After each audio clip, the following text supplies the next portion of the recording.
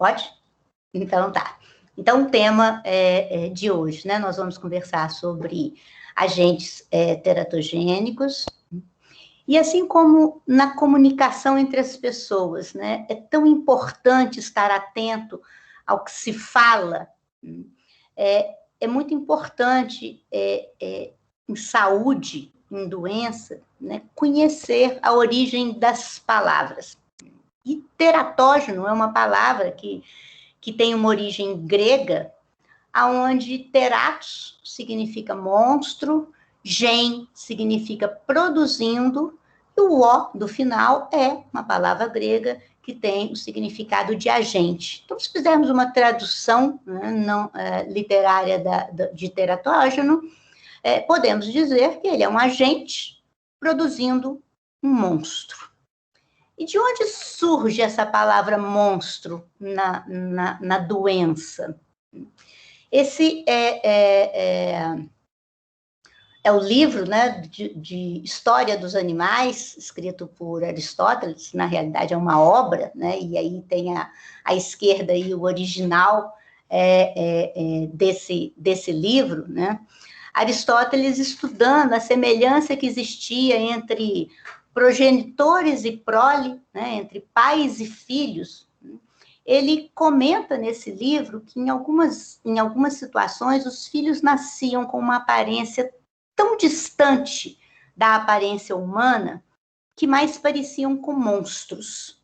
E como ele escreve isso em inglês, ele usa exatamente a introdução do termo, né, teratos, na medicina, por assim dizer, né?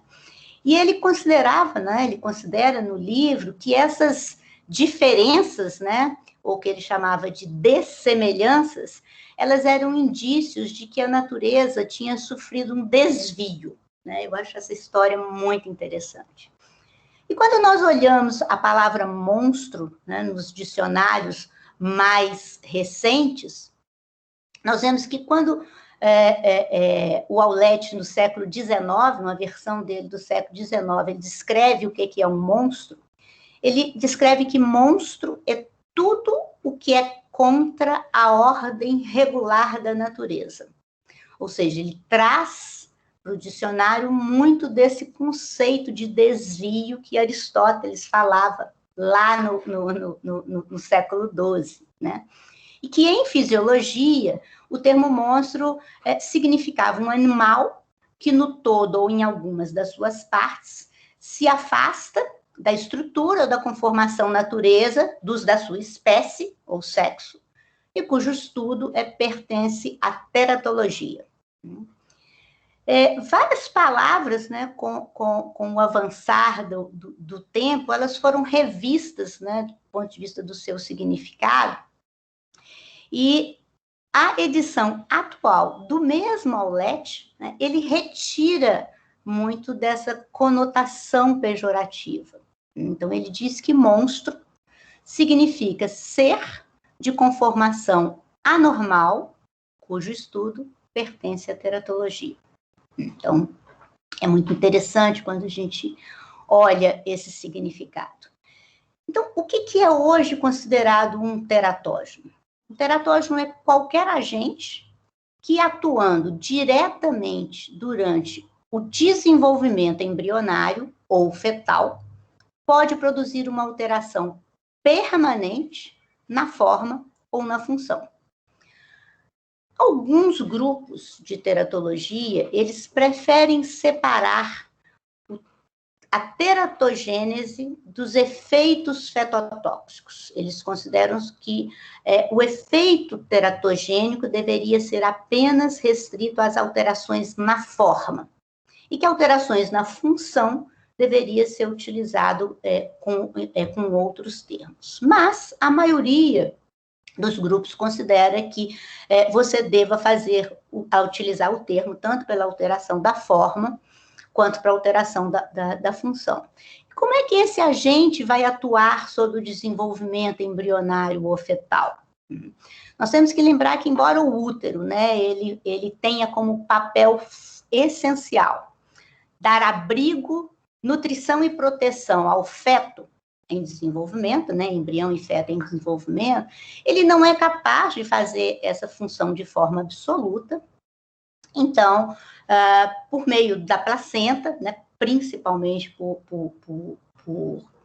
circulação sanguínea, mas também por ação transmembrana e muito raramente por ação ascendente, alguns agentes nocivos podem alcançar este feto ou embrião em desenvolvimento, né, e levar, então, à produção final de uma alteração permanente, seja na forma ou na função deste concepto. E isso vai incluir várias situações, como substâncias químicas, incluindo aí medicamentos, né, fatores físicos e ambientais. E nós precisamos lembrar que os defeitos congênitos, eles podem ser divididos em defeitos morfológicos e funcionais. Que 2 a 3% dos recém-nascidos apresentam algum tipo de defeito congênito maior, identificável ao nascimento. Ao longo da vida, outros defeitos podem, principalmente na função, podem ser detectados, né? Do ponto de vista etiológico, 80%, né, cerca de 80% de todos os defeitos congênitos não têm uma etiologia claramente definida.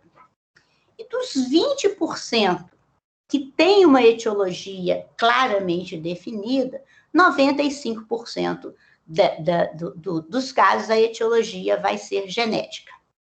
Estima-se, então, né, que os fatores ambientais vão responder aí, talvez, por 2 a 3%, para alguns 3 a 4% dos defeitos congênitos, né? A maioria vai ficar aqui, que nós chamamos de multifatorial, ou seja, uma interação entre predisposição genética e ambiente, uma porção de etiologia genética, tá? E um pouco aqui da contribuição dos agentes teratogênicos. Isso é uma coisa extremamente importante, principalmente para quem trabalha com dismorfologia, e a medicina fetal é uma especialidade que trabalha com a dismorfologia, só que ela trabalha com a dismorfologia no período pré-natal. Considerar que a probabilidade de se fazer um diagnóstico frente a um defeito congênito, né, é uma situação que não é esperada na grande maioria das vezes, né? E daí nós devemos sempre resistir muito à tentação de fazer raciocínios simplistas e achar que esse defeito é sempre essa causa, e se eu conheço um grupo de causas genéticas, eu estou dando diagnóstico de todos os defeitos congênitos. Isso está longe de ser real, né? Então, como eu disse anteriormente, os teratógenos podem envolver várias situações, né? E nós podemos ter tanto doenças maternas, como agentes físicos, químicos, biológicos e mecânicos, que podem atuar, então, dentro deste conceito de ser um agente teratogênico. E dentro dos princípios da teratogênese, é muito importante entender que para que aquela alteração na forma ou na função ocorra, tem que existir uma série de situações que permitam que esse desenvolvimento seja alterado da sua programação inicial. Então, essa alteração, né, ou seja, a susceptibilidade de um concepto para ter alteração no seu desenvolvimento vai depender do genótipo, então, uma característica específica do concepto, né? Então, o seu genótipo, que determina a forma como ele interage com os fatores ambientais nocivos, vai depender da natureza do agente, da natureza do teratógeno, e é importante entender que os teratógenos, eles agem, né, através de mecanismos muito específicos em células ou tecidos em desenvolvimento, e hoje, cada vez mais, nós conhecemos os mecanismos moleculares em que vários teratógenos atuam, vai depender da dose, da frequência e do tempo de exposição do concepto a esse agente, e vai depender da época do desenvolvimento, do período de desenvolvimento em que ocorre essa agressão. Então, isso tudo tem que ser levado em conta quando nós, inclusive, avaliamos qual é o risco de, ao ter sido exposto àquele agente, eu tenha um efeito teratogênico. E, para isso, né, nós temos que lembrar toda a riqueza da embriologia humana. Na riqueza da embriologia humana, alguns pontos são extremamente importantes quando nós pensamos na ocorrência ou no desenvolvimento de uma malformação. É importante lembrar que aquelas 2 primeiras semanas pós-fertilização, e aqui nós estamos falando em semanas embrionárias, não estamos falando em tempo de amenorreia, então as 2 primeiras semanas do embrião diz respeito à pós-fertilização, então seria aqui equivalente a 4 semanas de amenorreia. Para essas 2 primeiras semanas, nós temos aqui a fase das células totipotentes, em que ou uma lesão leva à perda deste concepto, leva à morte, ou esse embrião é capaz de se recuperar completamente, o que nós chamamos, então, da fase da lei do tudo ou nada, do ponto de vista da teratogênese. No período embrionário, que então vai de semana 3 a semana 8 pós-fertilização, então estamos falando aqui de semana 5 a semana 10 de amenorreia, é onde, se exposto a um agente teratogênico em dose e frequências suficiente, nesta fase é possível desenvolver malformações maiores. Enquanto que após a fase da embriogênese, então no período fetal, que vai da semana 9 à semana 38, então estamos falando de 11 a 40 semanas de amenorreia, nós vamos ter defeitos funcionais ou malformações menores. Então, é extremamente importante estar atento a esse quadro para fazer o raciocínio de qualquer exposição.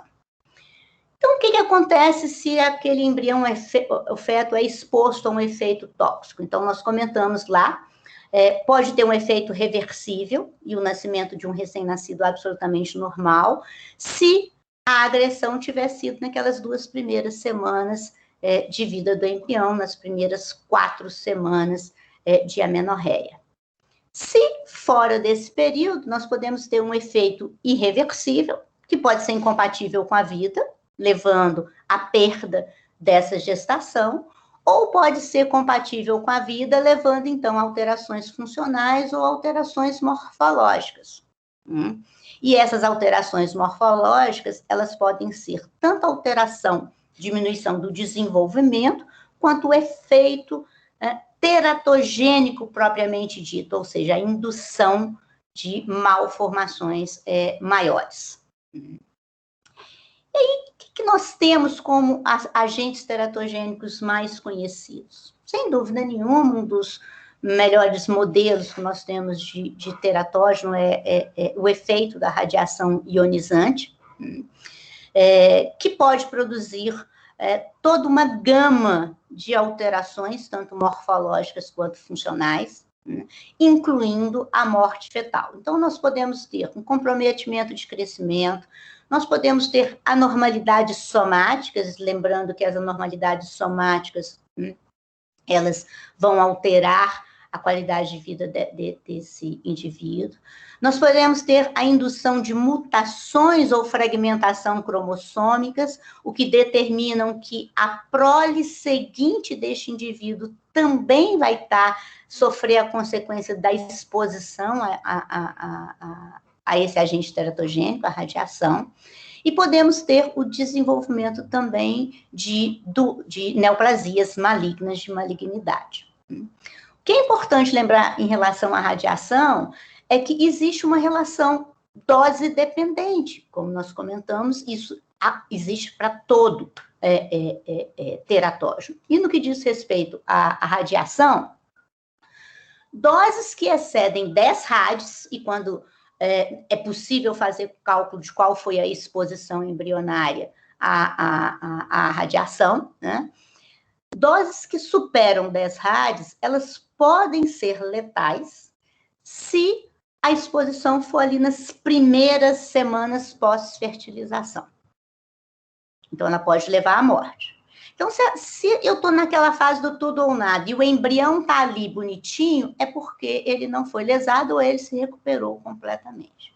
Agora, ultrapassada essas 2 semanas de vida embrionária, ou seja, as primeiras 4 semanas de amenorreia, para ser letal, a dose da radiação ela vai variar de 25 a 100 rádios, depende se eu estou na semana 5 do embrião, na semana 7, na semana 8 do embrião. Né? Mas é possível fazer a estimativa do efeito, né? Inclusive de que tipo de malformações podem surgir pela exposição naquele período. Mas para isso precisamos ter uma avaliação adequada da intensidade, né, da dose de radiação, e precisamos saber em biologia e identificar exatamente que momento da gravidez nós estamos.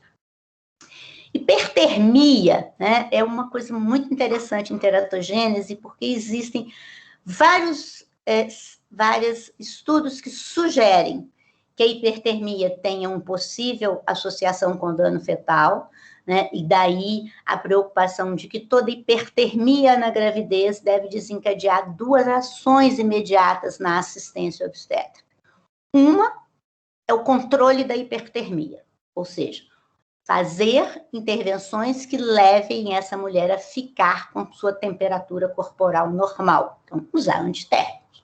A outra é identificar a etiologia da hipertermia, porque o problema é que muitas das vezes quem é capaz de lesar o feto não é a temperatura corporal da mãe em si, mas a etiologia dessa hipertermia, e aí, às vezes, nos estudos, isso nem sempre é fácil de separar, né?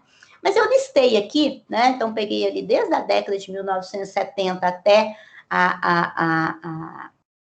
dados mais recentes, né? Dos últimos 5 anos, que mostram estudos de coorte mostrando uma possível associação da hipertermia com o dano fetal.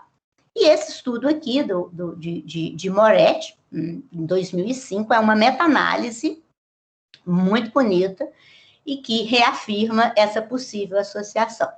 Por outro lado, existem alguns estudos, saiu uma publicação recente, agora em 2017, né, um estudo de coorte também, né, questionando o efeito direto da febre na gravidez em relação ao risco de malformações congênitas. Então, diferentemente da radiação, em que o conhecimento é muito bem sedimentado, na hipertermia existem ainda algumas dúvidas, mas faz com que, do ponto de vista clínico, estejamos atentos a não deixar uma gestante ficar com febre por tempo prolongado.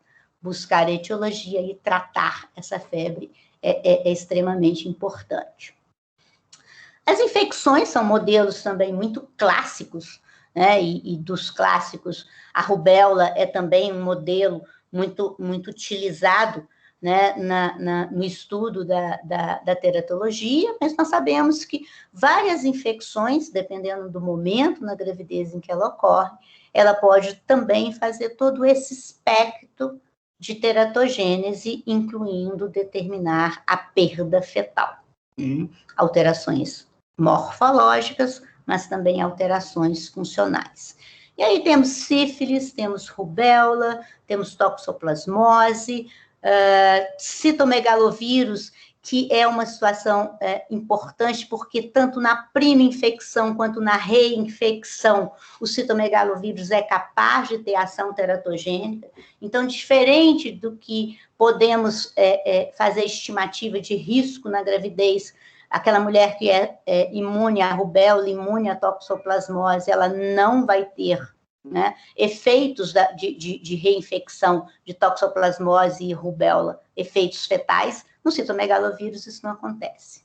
o herpes, a varicela e, mais recentemente, a introdução aí do Zika vírus, um potente, né, teratogênico humano, que leva à descrição de uma nova síndrome genética com características morfológicas muito específicas, né, que faz parte, então, de um dos aspectos básicos da teratogênese, né.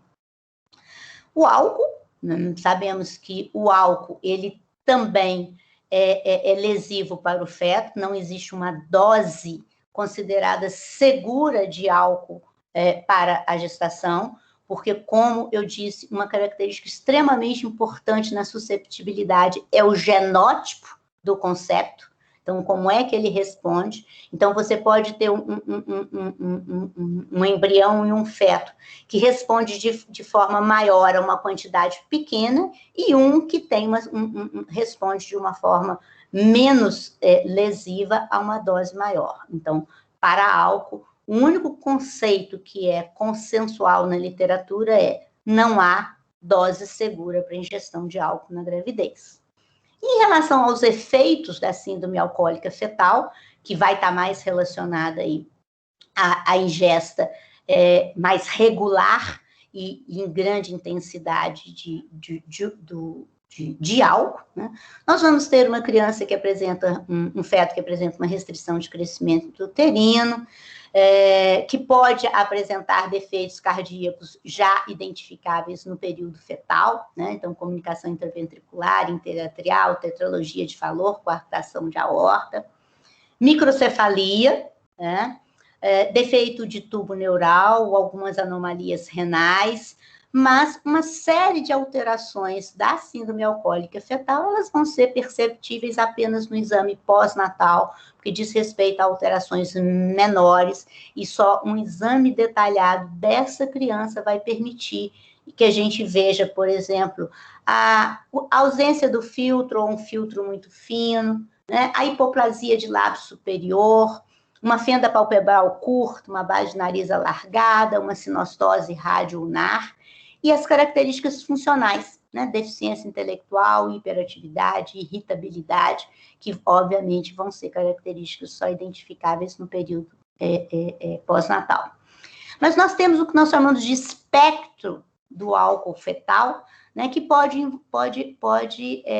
ser caracterizado apenas, por exemplo, por distúrbios comportamentais e deficiência intelectual.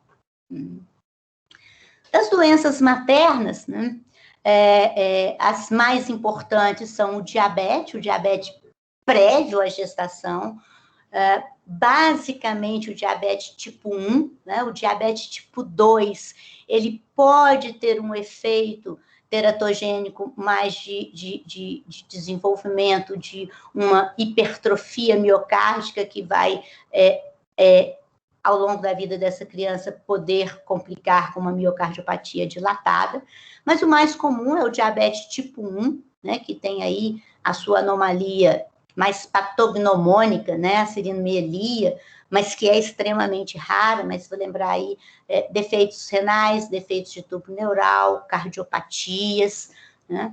A fenilcetonúria, que é um grupo importante hoje de doenças maternas, porque as pessoas rastreadas ao nascimento como portadoras de fenilcetonúria têm hoje um cuidado que permite que elas não desenvolvam deficiência intelectual, ou seja, elas têm maior capacidade de socializar, alcançar a idade reprodutiva e reproduzir. E as mulheres com fenilcetonúria têm maior risco de ter filhos com deficiência intelectual, microcefalia e cardiopatia, pelos níveis elevados de fenilalanina, que nós chamamos, então, da PKU materna. Não é que a criança tem fenilcetonúria, porque a fenilcetonúria é uma doença autossômica recessiva. Então, o risco da mulher ter um filho com fenilcetonúria clássica, né, é o risco baseado se o marido dela é ou não portador de mutação do gene da fenilcetonúria. Agora, toda mulher com fenilcetonúria precisa de controle dos níveis de fenilalanina, tão rigorosos quanto nós fazemos na infância da criança, para fazer com que ela não desenvolva a deficiência intelectual, para reduzir o risco do efeito teratogênico da fenilalanina. Tireoidopatia também, né, principalmente quando existe a produção de anticorpos, e a outra questão é a questão do medicamento, que nós vamos falar um pouco depois. O lúpus, que é capaz de fazer alterações levando até a bloqueio atrioventricular total, mais especificamente quando é uma mulher com lúpus e o anti-Rho positivo, mas o bloqueio também pode acontecer na presença do anti-LA, então essas mulheres precisam ser rastreadas em relação a esse anticorpo, e na presença deles, ter um acompanhamento diferenciado para tentar detectar o bloqueio ainda parcial e tentar fazer, evitar que evolua com bloqueio total. E hoje a obesidade é considerada um potente teratógeno na espécie humana, não apenas aumentando a taxa de abortamentos, mas também no maior risco de nascimento de crianças com malformações maiores, em especial defeitos de tubo neural e cardiopatias. Um outro grande grupo de substâncias, né, químicas que podem ter ação teratogênica são os medicamentos. Uma coisa que é extremamente comum de se utilizar na gravidez. Né? Nós podemos, na gravidez, precisar usar um medicamento por uma indicação materna, e ao tratar a mãe, eu vou estar expondo o embrião e o feto aos efeitos deletérios dessa medicação. Eu posso ter uma indicação que é tanto materna quanto fetal. Então, por exemplo, a sífilis é um exemplo clássico disso, eu trato tanto a mãe quanto o feto. E eu posso ter uma situação em que eu tenha uma indicação, na realidade, fetal, e que aí, o contrário de quando a indicação é materna, eu vou estar, na realidade, expondo a mãe aos efeitos deletérios da medicação, porque a mãe vai ser a via de administração desta medicação. Mas quando nós estamos aqui falando de medicamentos para indicação materna, né, em algumas situações, alguns medicamentos podem ter uma ação teratogênica. E o que nós temos hoje de conhecimento? Hoje nós não utilizamos mais aquela classificação que o FDA utilizou durante várias décadas, né, de categoria A, B, C, X, D, né? Isso não é mais considerado uma boa forma de dar a informação. Hoje a informação é dada, qual é o potencial de lesão e que lesão essa substância dá, né? Então, nós temos hoje divisões que do ponto de vista de teratógenos, né? Nós chamamos de teratógenos maiores ou teratógenos inequívocos, que vão ser aquelas substâncias que determinam um aumento de até 10 vezes no risco de malformações estruturais grosseiras. Ou seja, se nós vimos lá que 2 a 3% dos recém-nascidos podem ter um defeito congênito detectável ao nascimento, um aumento de 10 vezes significa que até 30% dos embriões expostos, né, a uma dessas substâncias pode ter uma malformação. E aqui estamos falando, então, da exposição de primeiro trimestre, né? Nós vamos separar aqui a fase em que vai induzir malformações da fase que vai fazer malformações menores ou alterações funcionais. Então, nesse primeiro grupo aqui, né, nós temos os retinóides sistêmicos, todos eles, né, a secretina, etretinato, a isotretinoína, a tretinoína, a talidomida, o micofenolato e o ácido valproico. E aqui nós temos quais são os sistemas e órgãos principalmente afetados, né? E isso vai nos ajudar a pensar. Eu sou capaz de detectar, né, isso na vida fetal? Que grau de tranquilidade eu posso dar para uma mulher que foi exposta à medicação? Lembrando que os retinóides, eles têm uma característica muito complicada, que não é apenas quando você está tomando que você expõe o feto, né? Entre você parar de tomar e deixar de ter efeito fetal se você engravidar, o tempo é longo. Alguns consideram que hoje o ideal é 24 meses para liberar uma gravidez após a interrupção de retinóides sistêmicos, né? Outros consideram que 12 meses seria suficiente, tá? Então, é extremamente importante saber quais sistemas e órgãos são os mais afetados e o que eu sou capaz de enxergar isso na vida fetal, ou seja, como fazer o aconselhamento adequado para aquela mulher em relação ao que eu estou vendo, o que eu posso não estar vendo e o que não é possível ver.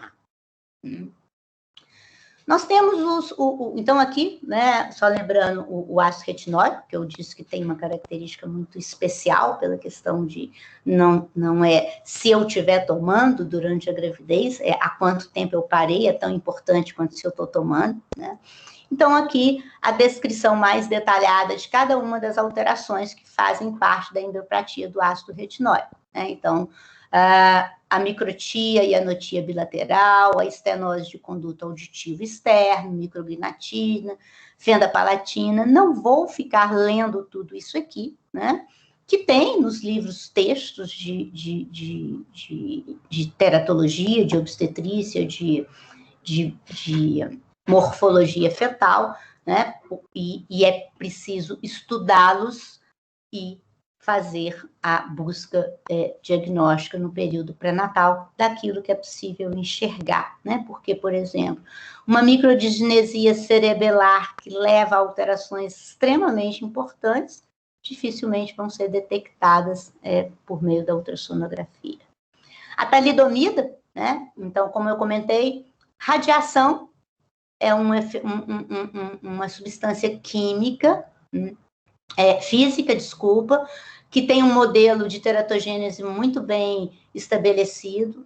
A rubéola, né, um agente, um vírus, né, como um teratógeno potente.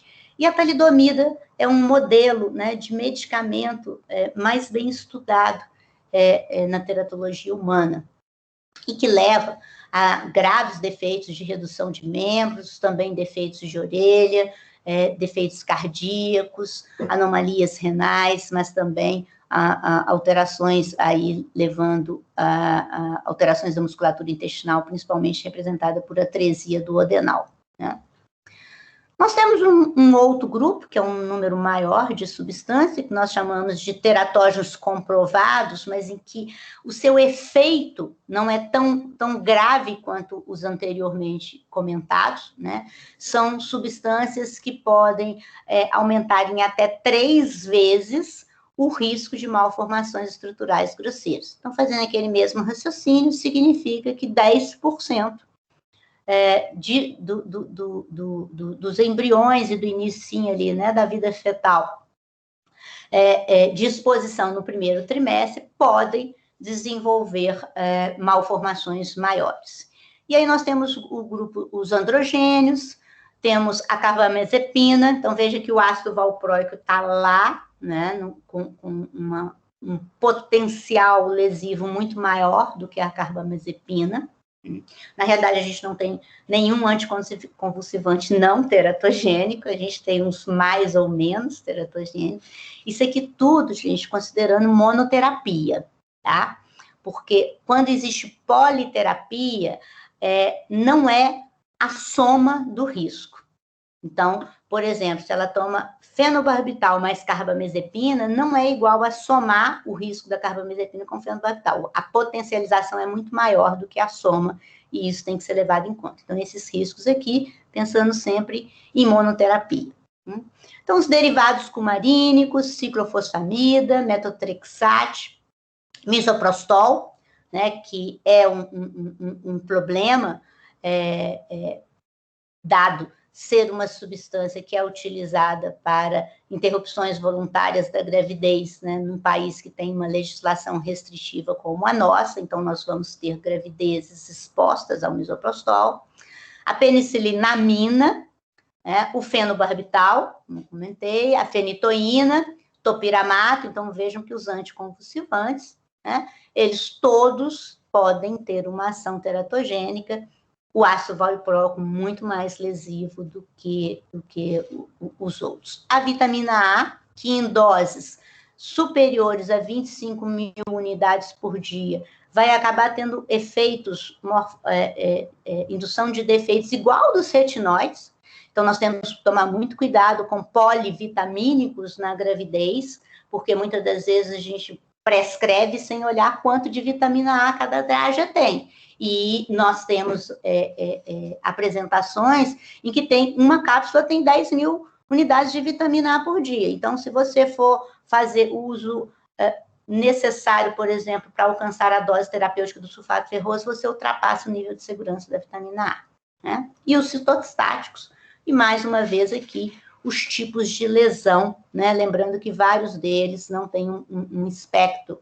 Desculpa que no método Texage tem um erro de digitação. A gente só vê quando apresenta. Então, aqui, né, dos anticonvulsivantes, alguns exemplos, né, e pensar, essa é uma facies muito típica, né, de uma criança exposta à fenitoína na vida fetal, e o que ao realizar uma ultrassonografia eu vou ver, né, eu diria que para a maioria das pessoas essa é uma criança muito bonitinha, e ela é bonitinha, mas ela tem características aqui na face muito típicas de exposição de fenitoína, então exige, lógico, todo um conhecimento aí de morfologia e de dismorfologia, né? A hipoplasia de unha, né, que também é muito característica, mas que são achados que dificilmente nós vamos conseguir antecipar na vida fetal, né? Mas, obviamente, se você identifica um defeito de tubo neural, as cardiopatias, isso é mais facilmente visualizado. A síndrome varfarínica, né, que também tem características muito específicas, e tirando a malformação de Dandy-Walker, todas as outras características da síndrome varfarínica, elas dificilmente são detectáveis no período pré-natal. Então, nós estamos falando de microftalmia, estamos falando de hipoplasia nasal, de alterações esqueléticas nas epífises, né, pontilhadas, que nós não vamos conseguir enxergar isso, a ultrassonografia. Então, isso tudo tem que estar muito claro quando nós vamos fazer a avaliação. E temos os teratógenos menores, que vão ser aqueles em que o risco de efeito, né, é 1 para cada 100 ou 1 para cada 1000 fetos expostos. E aqui estão os glicocorticoides sistêmicos, o lítio, né, nós vimos lá o lítio fazendo malformação, mas também aqui fazendo malformação, daqui a pouco ele vira funcional, os antitiroidianos, né, e o trimetoprim e o clotrimazol, me desculpem o erro aqui, né? Então, são o que nós chamamos de substâncias de teratógenos menores. Agora, e quando a exposição passa o primeiro trimestre? E quando isso acontece no segundo, terceiro trimestre? Eu tenho efeito? Tem. Vão ser efeitos mais funcionais ou de anomalias menores, que muitos preferem chamar de fetotoxicidade, né? E benzodiazepínicos, o lítio, que no primeiro trimestre dá anomalia de Epstein, mas no segundo e terceiro trimestre ele pode levar ao que a gente chama de flop baby syndrome, né, que é um quadro de hipotonia grave.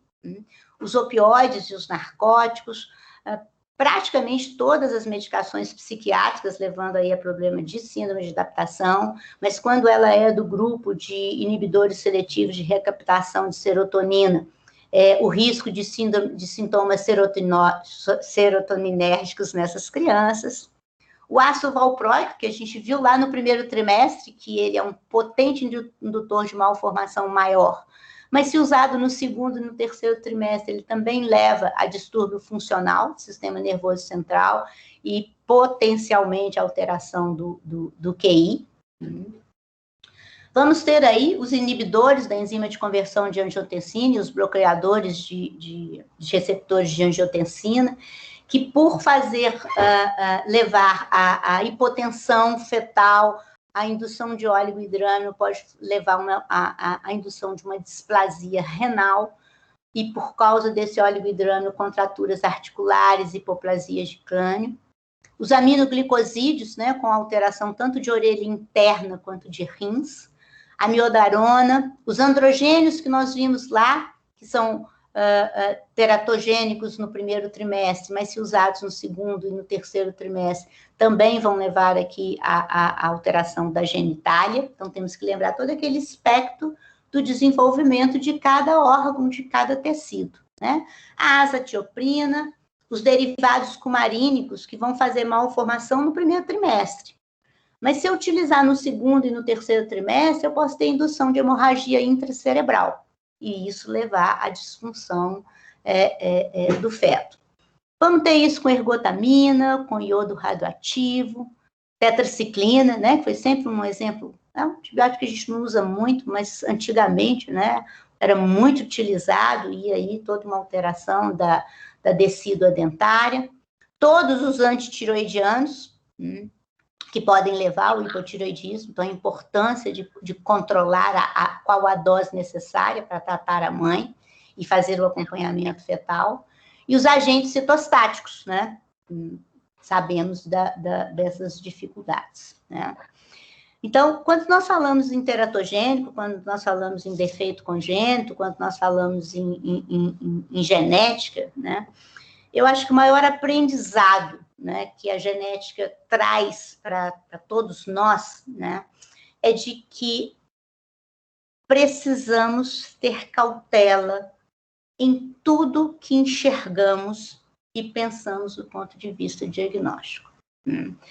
Porque existe, principalmente hoje, com as novas tecnologias, toda uma ilusão, né, de que o conhecimento molecular traz todas as respostas necessárias, e quando nós falamos aqui em gestação, nós estamos falando do nascimento da criança perfeita, né, e que muitas das vezes essa ilusão do conhecimento, ela é extremamente prejudicial à boa prática clínica, né? Essa é uma frase que alguns acham que ela é do Steve Hanks, mas não é, né? Ela é de um historiador e escritor americano, né? O Daniel Bernstein, que me parece ter uma relação muito interessante com tudo que a gente falou aqui sobre o que sabemos e o que não sabemos, né?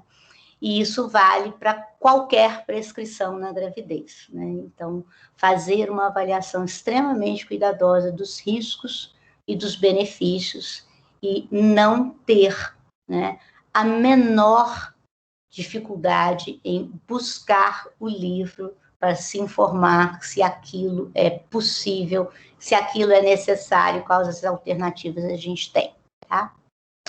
Eu agradeço aí a oportunidade, espero não ter me estendido muito. Não sei se eu sei descompartilhar a tela. Sei.